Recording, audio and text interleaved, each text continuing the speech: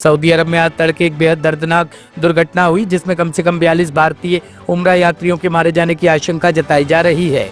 बस मक्का से मदीना जा रही थी तभी उसकी टक्कर एक डीजल टैंकर से हो गई। स्थानीय मीडिया रिपोर्टों के मुताबिक हादसा भारतीय समय अनुसार लगभग 1:30 बजे तड़के हुआ। टक्कर के बाद बस में अचानक भीषण आग लग गई। उस समय अधिकांश यात्री सो रहे थे। शुरुआती जानकारी से संकेत मिला है कि मृतकों में ज्यादातर हैदराबाद के हैं, जिनमें कई महिलाएं और बच्चे भी शामिल बताए जा रहे हैं। रिपोर्टों में ये भी कहा गया है कि 40 से ज्यादा लोग मौके पर ही जलकर मर गए। हालांकि आधिकारिक आंकड़ा अभी जारी नहीं हुआ है। राहत कार्य पूरी रात जारी रहा।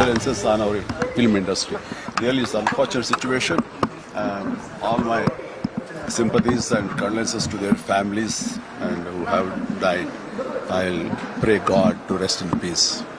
इसमें जो अब तक खबर मिली कि 40 से ज़्यादा लोग उसमें शहीद हुए हैं, जिनका इंतकाल हुआ है। ये लोग उम्रा कर मदीने की ज़ियारत के लिए निकले थे और जब ये दर्दनाक हादसा उस रोड पे हुआ है, करीबन नामपली हल्के से जो मुझसे लोगों ने रब्ता किया है, करीबन 20 से ज़ायद ऐसे मेंबर्स जो उस हादसे में थे, उनके फैमिली मेंबर्स ने हमसे कोऑर्डिनेट की है और हम पूरी कोशिश है कि उनको क्लैरिटी दे सके, उनके साथ रह सके, उनकी जिस तरीके से हमारे से जो मदद हो सकती है हम कर सके। हमने हमारी तरफ से भी यहाँ से मुकामी लोगों को भेजा है और वहाँ पे भी जो हमारे मुकामी लोग हमसे जुड़े हैं उनको वहाँ पर भेजा है ताकि वो इंडियन एम्बेसी से कोऑर्डिनेट करते हुए और वहाँ के एडमिनिस्ट्रेशन से जो भी हो सके कोऑर्डिनेट करते हुए इन फैमिलीज़ की जिस किस्म से भी मदद हो सके हम करेंगे। कल रात में तेलंगाना के लोग जो उम्रा के लिए गए थे, तेलंगाना से हैदराबाद से बहुत से लोग हैं, तो मुफ्रीहाट बोल के एक जगह पे जहाँ पे 10 या 15 किलोमीटर मदीना शरीफ से डिस्टेंस था, वहाँ पे कल एक बहुत ट्रैजिक एक्सीडेंट हुआ और एक्सीडेंट में जो बस थी ऑयल टैंकर से कोलाइड हुई और मोस्टली 47 या 48 के करीब लोगों का इंतकाल हो गया। और मैं उनके फैमिलीज़ को पेश करता हूँ और यही दुआ अल्लाह से दुआ करता हूँ कि सब्र अता फरमाए।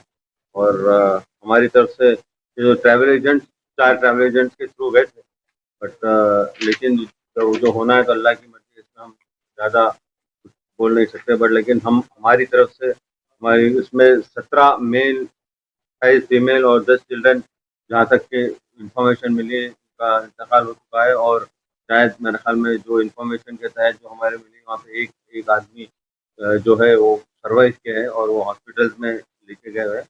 तो हमारा कंट्रोल रूम हम लोग यहाँ पे सेटअप किए हैं हज हाउस में, ये रिलेटिव के लिए तेलंगाना स्टेट हज कमेटी की तरफ से और हमारे माइनॉरिटी की तरफ से हम लोग ने हमारी पूरी तरह कोशिश कर रहे हैं। हमारे जो भी मेम्बरान है और जो भी ऑफिसर्स है और गवर्नमेंट, और ये भी कर रही है कि गवर्नमेंट के हम लोग फैसिलिटेट कर रहे हैं कि इनके जो रिलेटिव्स है, जिसका भी जो इंतकाल हुआ उनके रिलेटिव्स है, उनको हम फैसिलिटेट करेंगे कि यहाँ से सऊदी अरेबिया मदीना मुनव्वरा जाएंगे। अगर किसी के पास पासपोर्ट नहीं है तो पासपोर्ट का भी तैयारी करेंगे और वीज़ा भी दिलाएंगे और उनको यहाँ से हर फैमिली मेम्बर से एक आदमी को हम जाएंगे, क्योंकि वहाँ पे जो एक्सीडेंट जो हुआ है, जो बॉडीज़ है वो मेरे ख्याल में बियॉन्ड रिकग्निशन है और काफ़ी जल चुके हैं। तो हम लोग ये पूरा सऊदी में आज काउंसिल जनरल से भी बात किया था, डॉक्टर सोहेल साहब से, उन्होंने भी यही कहा कि हम लोग पूरी कोशिश करके यहीं पे उसकी तस्लीम करेंगे। अमूमन ये देखा जाता है कि जब भी यहाँ पे इंतकाल होता है तो बॉडीज वहीं पे तस्लीम होती है और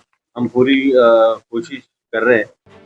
पूर्वी दिल्ली के लक्ष्मी नगर मेट्रो स्टेशन के पास आज शाम एक किताब की दुकान में अचानक भीषण आग लग गई। आग इतनी तेज थी कि कुछ ही मिनटों में पूरी दुकान लपटों की गिरफ्त में आ गई और आसपास इलाके में घना धुआं फैल गया। इससे आसपास मौजूद लोगों में अफरा तफरी मच गई। कई लोग तुरंत बाहर निकलने को मजबूर हुए।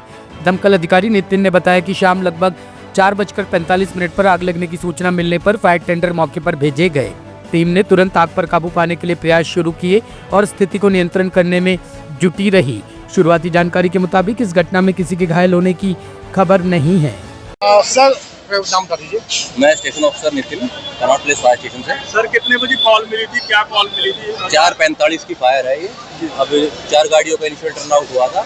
अभी आग जो है वो बुझ चुकी है।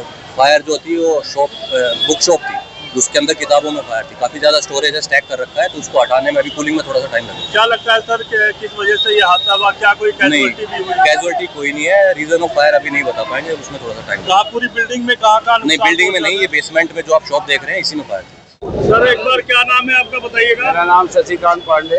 पांडे जी, किस तरीके से घटना हुई, आप कहाँ से पूरा सर हम बताइए। बाहर बातें कर रहे थे, अब ये बगल वाली दुकान पे खड़े थे 2 सेकंड के लिए, तब तक पता नहीं कैसे धुआं, तो बगल वाला बोला कहाँ से धुआं आ गया। मैंने तुरंत अंदर देखा, तब तक पता नहीं कितना धुआं हो गया, हम लोग कुछ देख ही नहीं पाए अंदर कैसे क्या हुआ। शॉर्ट सर्किट ही हुआ कहीं से, ये समझ नहीं आ पा रहा। तब तक सारा तो हो गया सर। कब से दुकान चला रहे थे सर, कितना का 25 साल हो गया, 2000 से है दुकान।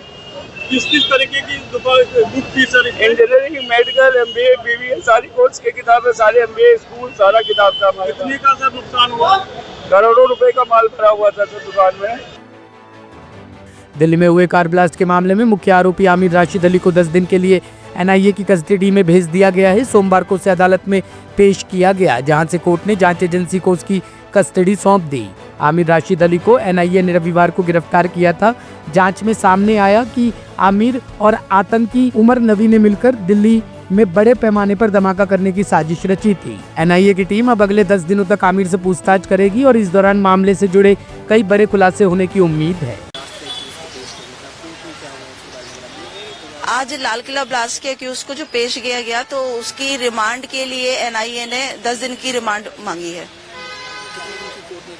10 दिन की रिमांड दी है। आमिर से मेरी जो बातचीत हुई थी, आमिर ने मुझे बताया कि वो उस व्हीकल का रजिस्टर्ड ओनर है जो यूज किया गया ब्लास्ट में। कुछ भी नहीं, हाव भाव तो उसके चेहरे पर कोई भी नहीं था, शांत था, काम था, और कोई शिकन नहीं था, कोई पश्चाताप नहीं था उसके चेहरे पर, कोई डर भी नहीं था।